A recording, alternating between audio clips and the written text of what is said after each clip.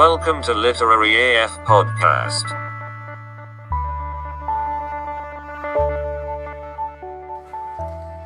Hello and welcome to the Literary AF Podcast with Sheldon and Danny.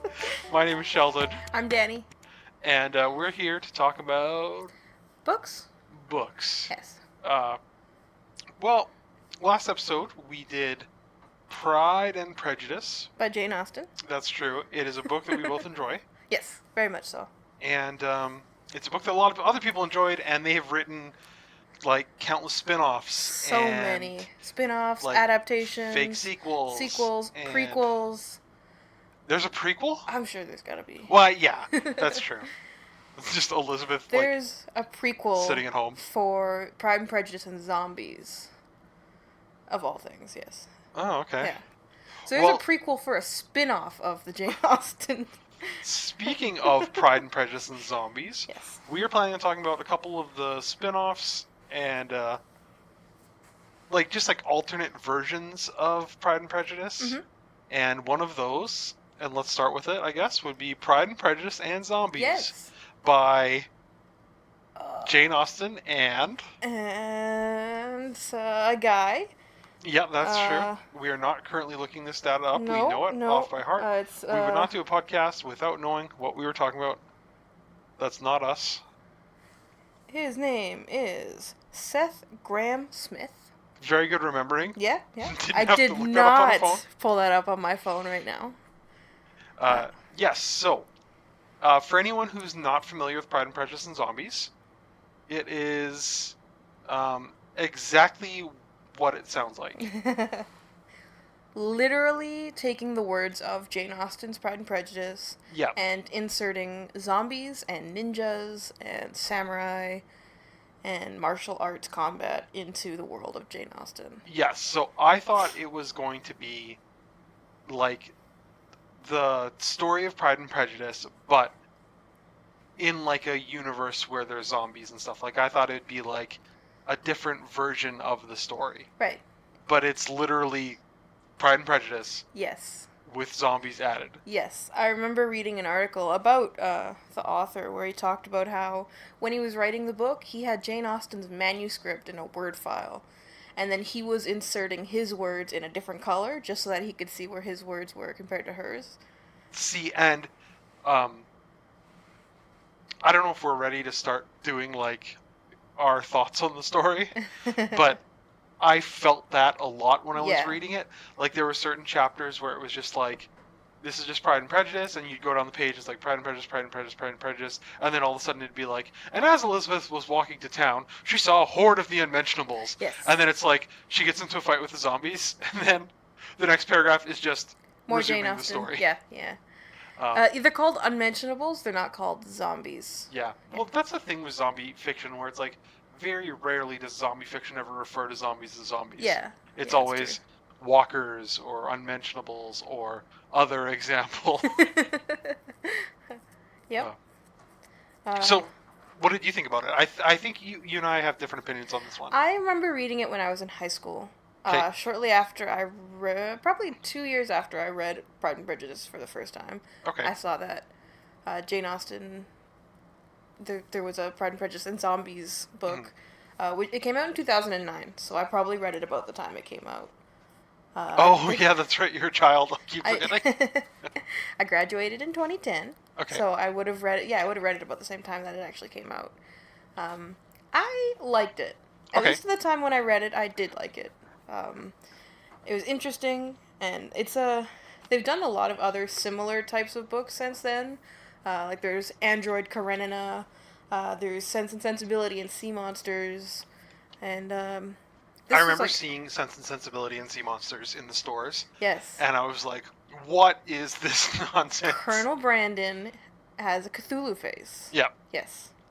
Is that the difference? The only difference? I've never actually read Sense and Sensibility and Sea Monsters. I do own a copy though, so I should probably do that. If it's anything like Pride and Prejudice and Zombies, I could see it just being the exact story, except for the one guy has a sea monster face. It might be. Yeah. I honestly don't know.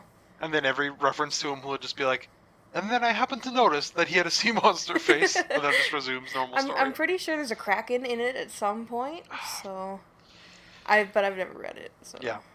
I liked it, but Yeah. then again, I was like 17, so, girls Yeah. who could fight martial arts and samurai swords and kick ninjas' butts and, like, destroy zombies while being also pursued by the most eligible bachelor in the ton is something that I would really enjoy. See, I read it last year, and when I was 31, so a little different in the age there. Mm-hmm.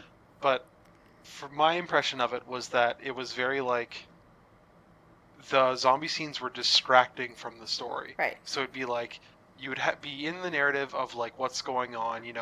Elizabeth and Darcy would be like, Darcy had just proposed, and Elizabeth would be like kind of torn up, like why did that happen? What's going on? Yeah.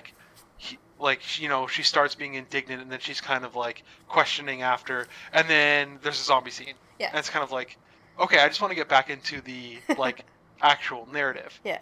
I think if the zombies had been like better woven into the like plot, where it's like, like the plot is revolving around them fighting zombies rather than just like, here's Pride and Prejudice with the plot of Pride and Prejudice. And zombies have just been smushed But the zombies are just like a thing that's happening on the side. Yeah, that makes sense. I totally get that.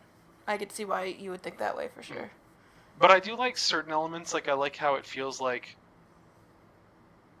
they're living in kind of like a different, like an alternate universe version of England, where it's like, things are kind of falling apart because there's a zombie outbreak, and how like Bennett has to train up the girls is like they went to Kyoto to learn martial arts skills. Yeah.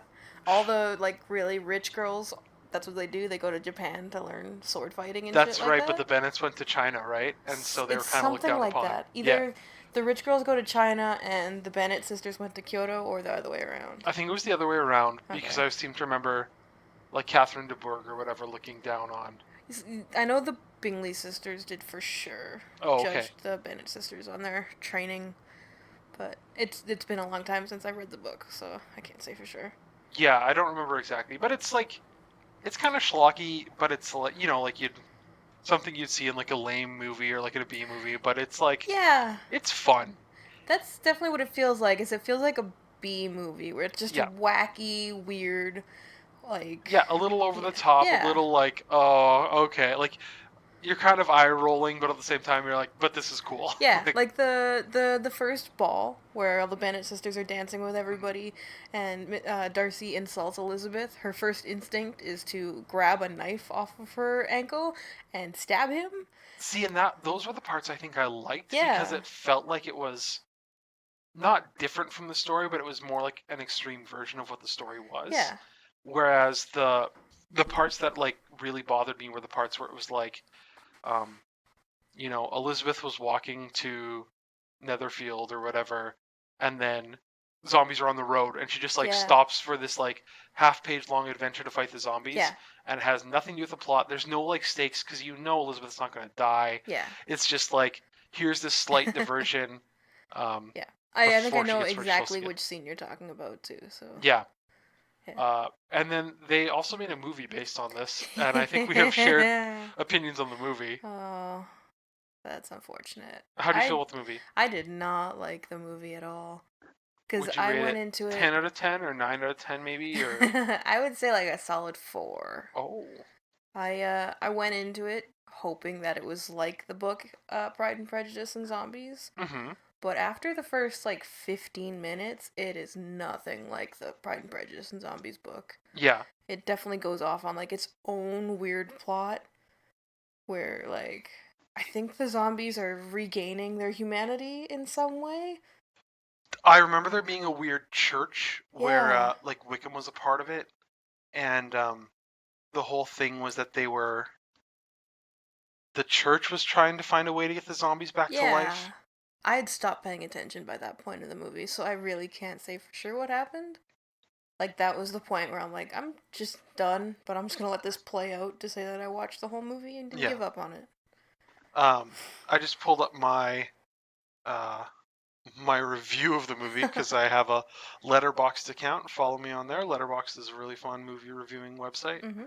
I think my name is probably Sheldoman. Yeah. That's Sheldon with no N and then an M-A-N.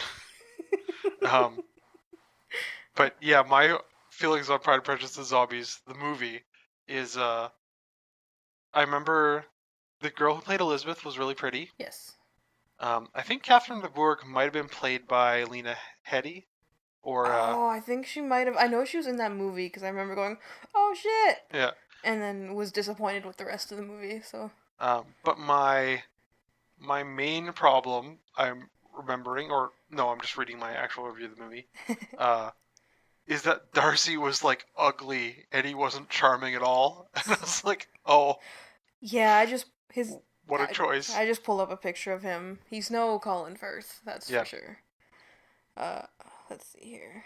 And it's also really weird because the movie takes itself so seriously. Yes. And like Pride and Prejudice is a comedy. Yes. Pride and Prejudice and Zombies is like a joke on top of the comedy. Yeah, it's like a weird action comedy. And then, no, the movie was just like really serious. Yeah, the movie for sure was like... And it's like, why? Elizabeth Bennet was played by Lily James, who is very pretty. Lily James is extremely pretty, yep. Matt Smith, who was a doctor in Doctor Who, I believe, played Mr. Collins. That is a show I've heard of. Let's see here. Who plays Jane? Jane is played by Bella Heathcote. And I bet she is gorgeous. Oh, she is. Oh, she is for sure, yeah. Huh. And, yeah, Lena Headey is Catherine de Bourgh. If Bella Heathcote is listening to this, I am single. If Colin Firth is listening to this, I'm also single. If Colin Firth is listening to this, I'm single as well. Let's see. What was the part? Oh, yeah. Just also reading my review here of Pride and Prejudice and Zombies, the movie. Mm-hmm.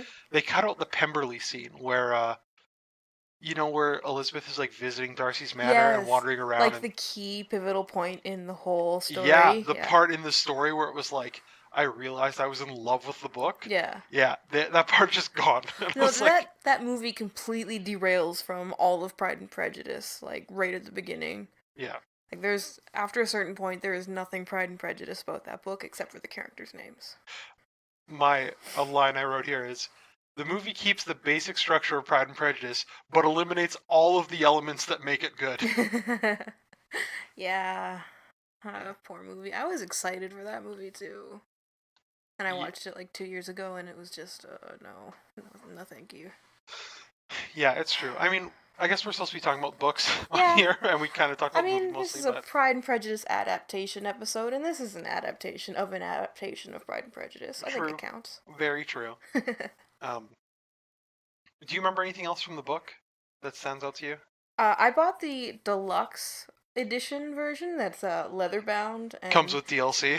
It has like a red ribbon, but it also has full color pictures, and they are gorgeous pictures. I do really, really like that. I wonder if there'll ever be a future world where like ebooks and stuff come with DLC, and you can start buying like season passes for books. I hope not. Well, there's already the Amazon. There's an Amazon Kindle Fire. Or not Kindle Fire, that's like the stick. There's an Amazon Kindle subscription that I forget what it's called now. And you pay like $8 a month and you get access to the whole, or it's not even the whole Kindle library, it's just a subsection of the Kindle library. And if you sign up, you can actually get like a free 30-day trial or something. Well, that's kind of cool. I did. But this podcast is sponsored by Amazon Kindle, and no, we're not. They can just send their check directly to our studio here at 123 Fake Street. The book selection was not great. Oh, okay. Like it has all kinds of like the smaller authors, but if you're looking for like big name stuff, you're probably not going to find it through their subscription for service. So that kind of sucks. Wait, what were we talking about before with Pride and Prejudice and Zombies? I really like the pictures in the deluxe book. Oh, that's right. Yeah, I saw some of those pictures. They're fun. Yeah. Well, I think my version had pictures too. I think you had like black and white pictures though. That's true. And like the one in the deluxe version, they're like full page colored pictures. They're really nice. Yeah. All right. Well, we're about the halfway point, so let's shift to our second book that we're talking about today. Something we're going to have a lot less to say because neither of us got very far in this one. I swear I'm a positive person. I love most things that I put time into. I love most movies that I watch, most books that I've read. But today is like a strikeout for me. Yeah, I'm a critical and cynical a shell of a man. And the second book we're talking about is An Assembly Such as This by Pamela Aiden or Aiden? Aiden. I said Aiden, but it could be Aiden. Old Pam here. Sorry, that feels disrespectful to somebody who actually wrote a book. It is Pride and Prejudice told from Darcy's perspective. It is book 1 in a trilogy of books told by Darcy's perspective. Yes, this is the thing that killed it for me. Yes. More than anything is like the book itself, the first book, is at least as long as Pride and Prejudice is. And then finding out that it's like the first third of the story is a little weird. This takes you up to the point where Darcy convinces Bingley to leave Netherfield for the winter and stay in London. So that's like the first chunk of Pride and Prejudice, but it's not very far into the book. It's not, it really isn't. No. But there are problems more than that. So, yes. Full disclosure, I didn't read very far. I only made it through the first chapter. Yes. And Danny, you made it. I made it to about 60 pages in. So that's like chapter 4-ish? Chapter 4 or 5? Somewhere in there, yeah. And like for my first chapter, I could see some problems that I was like, oh, this doesn't work for me. Like I knew, I mean, first off, like it starts with them at the ball, and it's pretty much the exact same, except for Elizabeth is like a fun person in the original Pride and Prejudice. Yeah. And she's like there with her family, and there's a lot going on besides Darcy and Bingley being there. Yes. This is very much like Darcy's perspective, and his perspective is, I don't want to be here. Yes. And he's so like such a buzzkill. Yes. He's like watching Bingley, but is like, oh, why are we here? He's trying to get them to leave early. Yes. He is really skeptical about Elizabeth. He gets caught looking at Elizabeth and is like frustrated by it. Yes. And it's just like, it doesn't have the breadth of emotion that Pride and Prejudice has. It's more just like one like,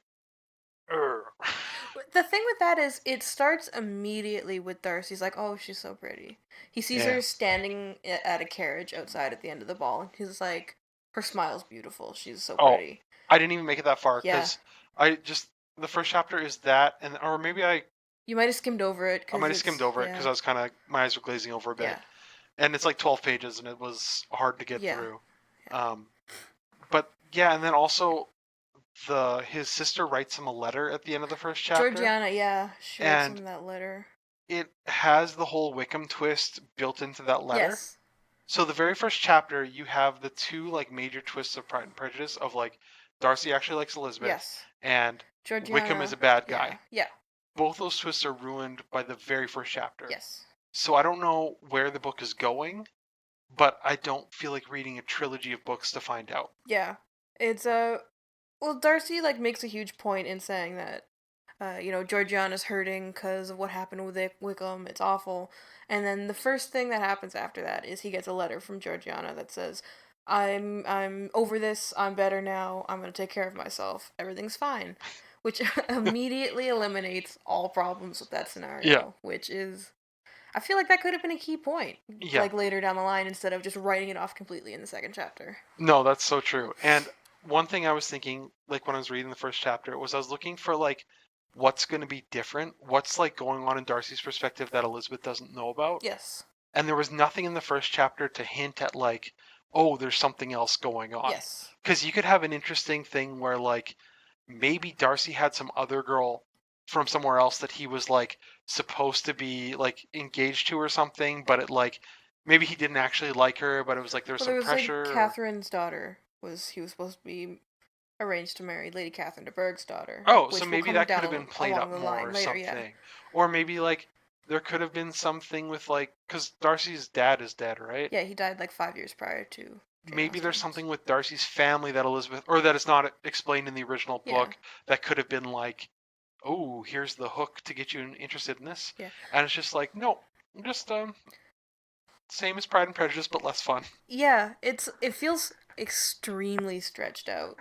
Like by the time I had put it down, because I was reading the book, and I try to finish everything, and I got 60 pages in, and all I could think was I could be reading something that's actually going somewhere. Yeah. Because by 60 pages, he had been at the ball. Yep. He had gotten his letter from Georgiana. True. He did a tour of Netherfield Park. And then he and Bingley were receiving guests at Netherfield. That's as far as it went in 60 pages. And Darcy had snarky things to say to Caroline Bingley, because she's obviously trying to hook up with him, and he's aware of this fact, and he doesn't like her, so he's extremely snarky and avoids her at all times. And that's it. He thinks about Elizabeth a lot. But, and that's annoying because, like, Elizabeth doesn't think about Darcy too much in the beginning of the book. No. Like, when she does think about him, it's kind of like she doesn't want to think about him, like, or she, like, thinks about him in a negative way. Yes. And it's very much like, I wish this Darcy would just, like, screw off. Like, she doesn't want anything to do with him. That's, like, the fun of it, is she absolutely hates him for the first 2/3 of the book. And it's like the reader falls in love with the two of them being together before it's ever, like, the idea of them being together is ever explained. Yeah. But in this book, it just leans in really hard to Darcy likes Elizabeth, like, right off the bat. And then it stretches it out for 300 pages. And then another 600 pages, because this is a 3-book series. Just a note to the listeners, that noise you heard was in fact a snap. Oh, yeah. Finger snapping. I can't snap my fingers for effect on mic, but I'll try. That was a little bit of a radio theater for you. Yeah. Yeah, I've been moving my hands a lot this whole time. I'm Italian, that's what I do. Extremely Italian. Yeah, and I realized that nobody can see that but Sheldon. I always hear you upstairs going like, "Oh, where's my pizza pie?" I hated the pizza. Yeah. I dropped the pizza on the floor. Oh no! Like, Mummy balls! I'm never dropping pizzas on the floor. Oh, yeah, the first book of her Fitzwilliam Darcy, a Gentleman trilogy. Yes. But there's lots of reviews on Goodreads where, like, if you like this book, the series is fantastic. Okay. But if you can't get into this book, the series is totally not worth the amount of time that you're going to put into it. So, I don't know. I think maybe I'd give it another try. If I can get it in audiobook, I'll listen to it at work or something to just pass the time. But if I'm sitting down to read, I'm probably going to sit down to read something else. Yeah, I don't know.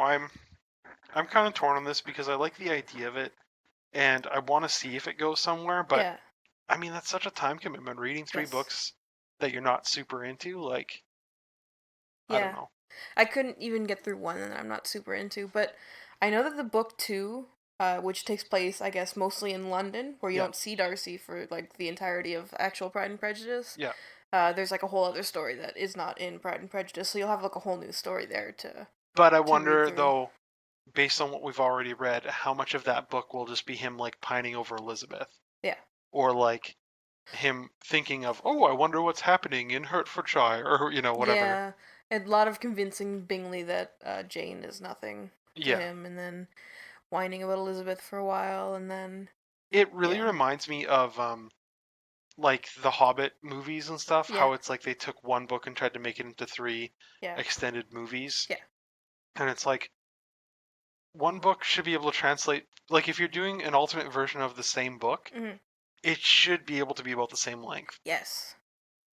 Unless you're going, like, you know, and providing some intense backstory, or you're, like, I don't know, maybe if your style's intensely different, but it's interesting, I don't know, it's, The other thing about this that I'm not a huge fan of is the writing style, I guess. Yeah.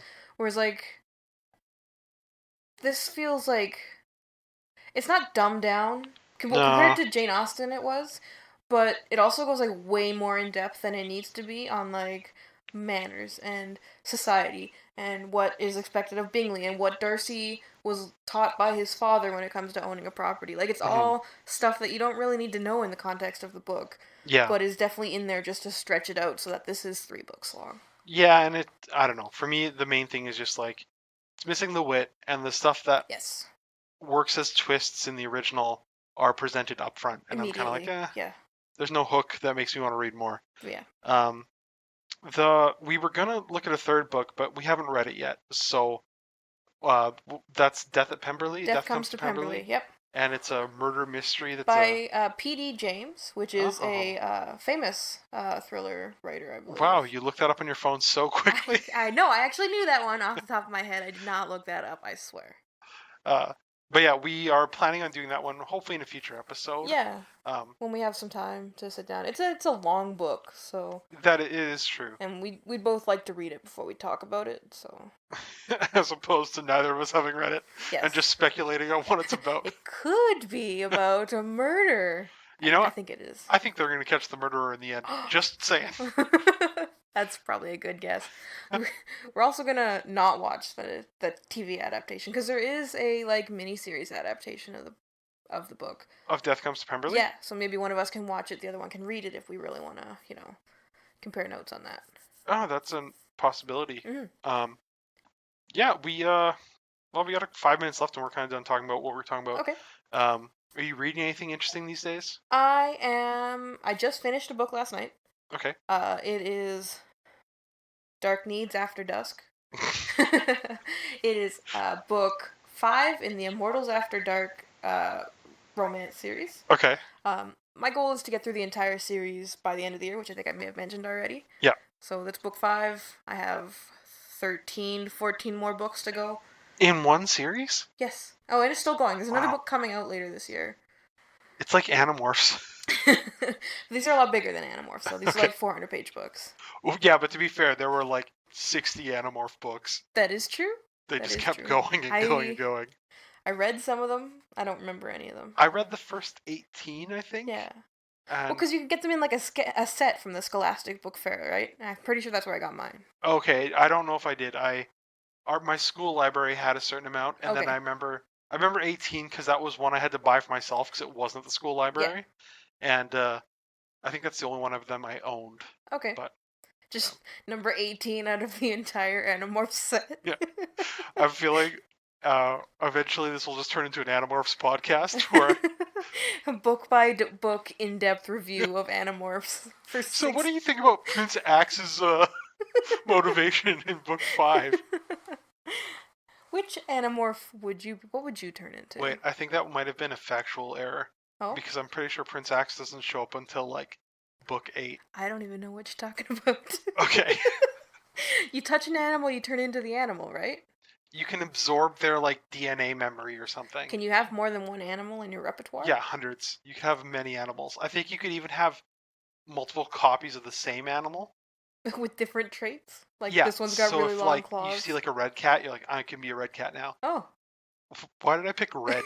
Of all the cat colors there could be, you went with one that doesn't exist. Well, I was thinking like orange, like a redhead. Yeah. But I said red cat.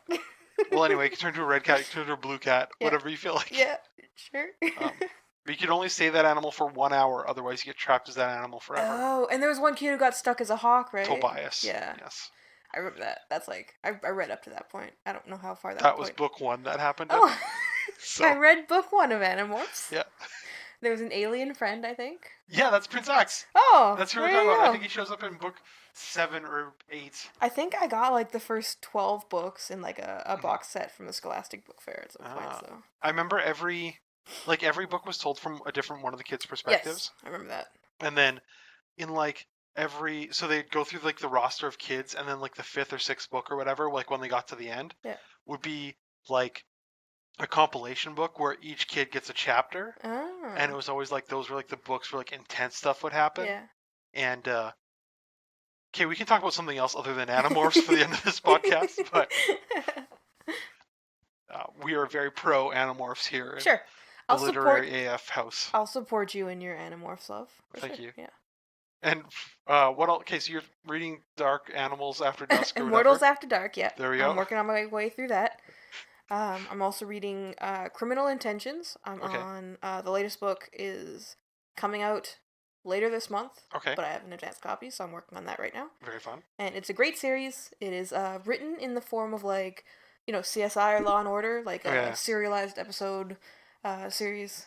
And each book is like 200 some pages, and it's a full like crime resolution. So it's really nice to pick it up, read a whole book in an afternoon. Oh, that's fun. You get the whole story beginning to end, and there's like overarching plots with all the characters. Oh, so yeah, like, it very is like a TV series. Yeah, it absolutely is written like one. It's really good. It's by Cole McCade. Definitely check it out. It's awesome. Okay.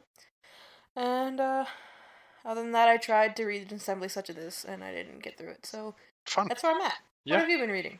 I am so close to finishing Don Quixote. I'm That's a about big 100 book. pages away from the end. That book is massive. Yeah, it's like 950-ish pages, and I'm at around 850. And All right, you're getting there. I was ready for that book to be done about 100 pages ago. Yeah. 950 pages is a commitment, that's for sure. Yeah, it's a little long. Yeah. But yeah, we are at our time mark, a little over, which is fine. Yeah. Cool. Next week we'll be back with a podcast about something. We'll figure it out. And flying by the seat of our pants. That's true. Yeah. So we should do plugs and stuff. Yes. Follow me on Instagram. My story is popping.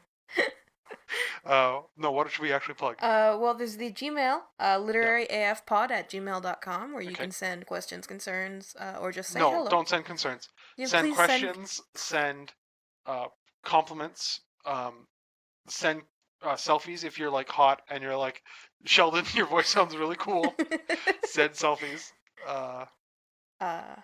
No concerns though. I refuse to read concerns. Okay, well, no concerns. Okay. Selfies, questions, positive comments. Yeah.